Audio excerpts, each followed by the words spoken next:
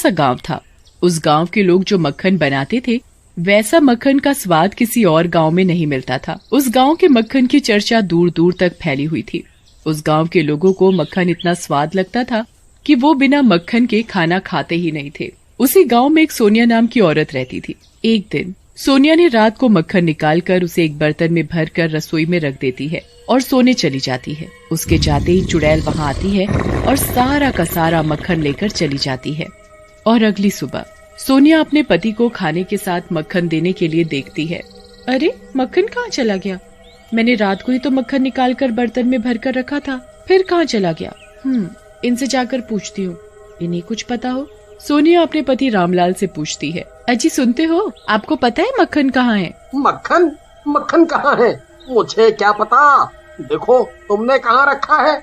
मैंने तो रात को मक्खन निकाल कर यहीं रसोई में रखा था, पर पता नहीं कहाँ चला गया। आज तो बिना मक्खन के ही खाना खाना पड़ेगा।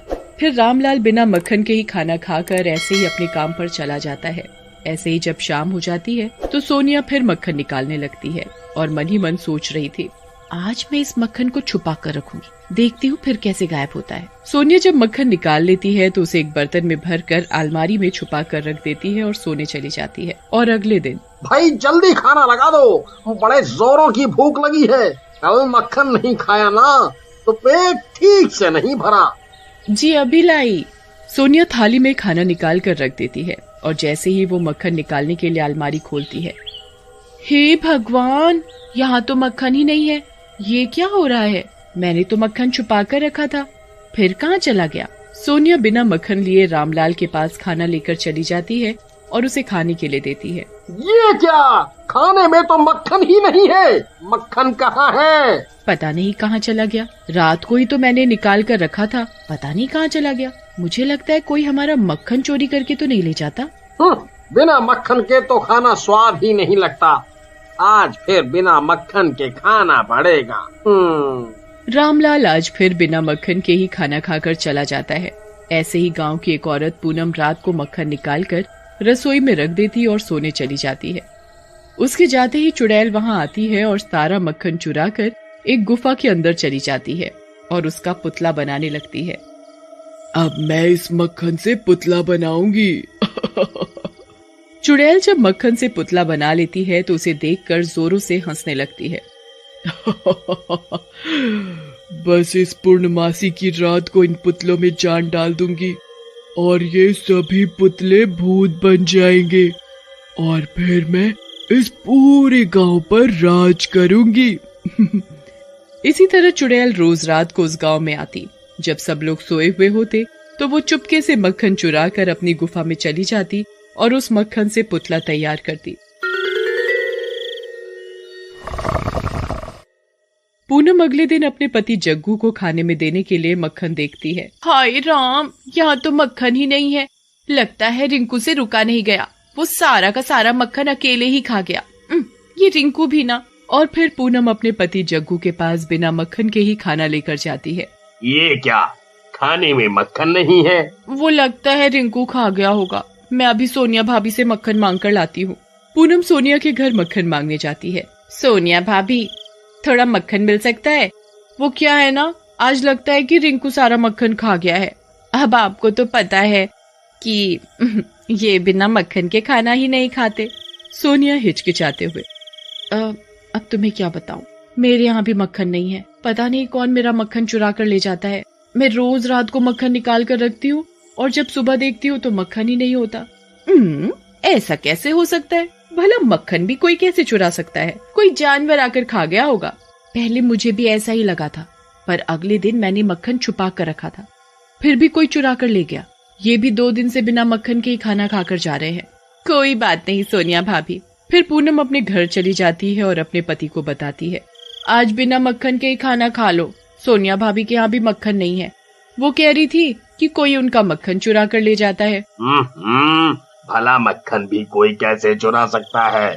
इस गांव में मक्खन की किसी को कमी है क्या जो मक्खन चुरा रहा है? जग्गू मक्खन चुराने वाली बात का विश्वास नहीं करता और बिना मक्खन खाए ऐसे ही खेत पर काम करने चला जाता है और वहाँ जाकर उसे पता चलता है कि वो भी बिना मक्खन के खाना खा रहे हैं। उनके घर का भी मक्खन चोरी हो रहा है। दसुरा ऐसा कौन सा चोर है जो मक्खन चोरी कर रहा है? ऐसे ही गांव की एक और औरत रात को मक्खन निकालकर एक ऊंची सी जगह पर रख देती है, जिससे कि किसी का भी हाथ उस तक ना पहुंच पाए, और फिर वो सोने चली जाती है। उसके जाते ही चुड़ैल आती है और मक्खन चुरा कर ले जाती है। और जब वो सुबह सोकर उठती है तो देखती है, हाय राम, मेरा मक्खन कहाँ गया? मेरा मक्खन भी कोई चुरा कर ले गया। अब मैं मुन्ने को रोटी किससे खिलाऊंगी? धीरे धीरे गांव के सभी घरों से मक्खन चोरी की खबर सब जगह फैल चुकी थी। सभी लोग आपस में बातें करते हैं। यार, समझ में नहीं आ रहा कि कौन हमारे घरों का मक्खन चुरा रहा है। कैसे पता चलेगा कि कौन चोर है? हाँ? एक काम हो सकता है, हम सब मिलकर रात को पहरा देंगे, फिर देखते हैं कौन मक्खन चुराने आता है। हाँ? तभी रामलाल और जग्गू भी कहते हैं कि ये सही रहेगा। फिर जैसे ही रात होती है, सभी लोग एक जगह इकट्ठा हो जाते हैं और छिपकर पहरा देने लगते हैं। और जैसे ही रात होती है, तभी वहाँ चुड़ैल आती है और मक्खन को चुराने लगती है। उसे देखकर सभी लोग डर जाते हैं। अरे, ये तो चुड़ैल है। अच्छा, तो ये हमारा मक्खन चोरी कर रही थी, और हम इसे पकड़ेंगे कैसे? ये तो हमें ही मार डालेगी। हाँ? पर हम कब तक ऐसे हाथ में हाथ धर कर बैठे रहेंगे? हमें कुछ ना कुछ तो करना पड़ेगा। ये तो ठीक है, पर ये मक्खन चुरा क्यों रही है? और कहाँ लेकर जाती है? ये रोज रोज इतने मक्खन का करती क्या है? इस बात का तो पता लगाना पड़ेगा। चलो इस चुड़ैल का पीछा करते हैं, पीछा। चुड़ैल मक्खन चुरा कर जाने लगती है तो सभी गांव वाले उस चुड़ैल का पीछा करते हैं तो वो देखते हैं। हाँ, ये चुड़ैल तो गुफा के अंदर चली गई। चलो इसके पीछे पीछे जाकर देखते हैं। हाँ? चुड़ैल के अंदर जाने के बाद सभी गांववासी चुड़ैल का पीछा करते हुए गुफा के पीछे एक पत्थर के पीछे छुप जाते हैं। सारे के सारे गांववासी छुपकर देख रहे होते हैं कि आखिरकार ये चुड़ैल मक्खन का करती क्या है। देखते ही देखते कुछ देर बाद गांववासी देखते हैं कि चुड़ैल गांववासियों के चुराए हुए मक्खन के पुतले बना रही है। कल पूर्णमासी की रात है।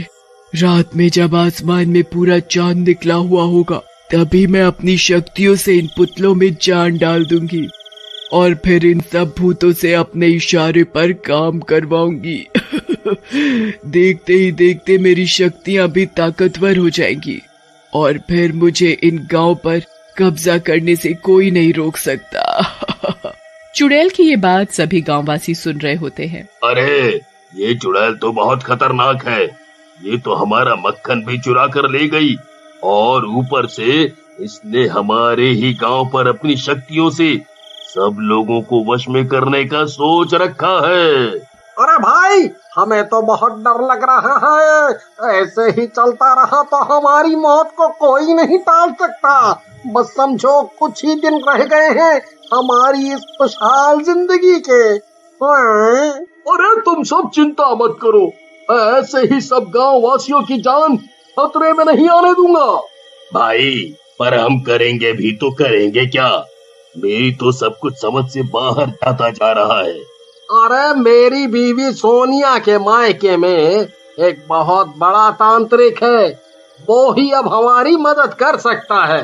हाँ, ठीक है भाई, हम सब समय खराब ना करते हुए तांत्रिक के पास चलते हैं। वैसे भी हमारे पास बहुत कम समय है। कल तो ये चुड़ैल वैसे भी अपनी शक्तियों से हमें वश में करना चाहती है। हाँ, हमें भी चलना चाहिए, हमारे पास बहुत कम समय है। सारे के सारे गांववासी सोनिया के मायके वाले तांत्रिक के पास जाते हैं और उसे सारी घटना बताते हैं।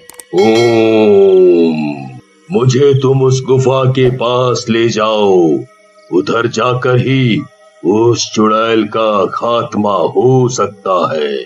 सारे के सारे गांववासी तांत्रिक को लेकर चुड़ैल की गुफा के पास जाते हैं। तांत्रिक अपनी मंत्र शक्ति से गुफा के चारों तरफ एक घेरा बनाता है। तांत्रिक की मंत्र शक्ति की गर्मी से चुड़ैल के बनाए हुए सारे के सारे पुतले पिघल जाते हैं और तांत्रिक गुफा के दरवाजे पर एक कील गाड़ देता है, जिससे चुड़ैल उसी गुफा में कैद हो जाती है और फिर किसी भी गांववासी को परेशान नहीं करती। मैं किसी को जिंदा नहीं छोड़ूंगी।